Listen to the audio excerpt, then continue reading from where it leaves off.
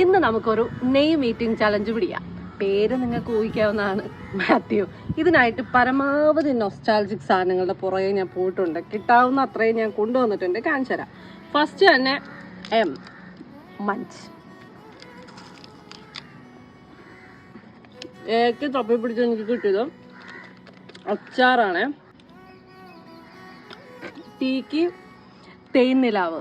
നിങ്ങൾ എന്താ പറയുന്നതെന്നുള്ളത് കമന്റ് ചെയ്യണേ. ഞങ്ങൾക്ക് ഇത് തേൻനിലാവെന്നാണ്. എച്ചിന് ഹൽവ.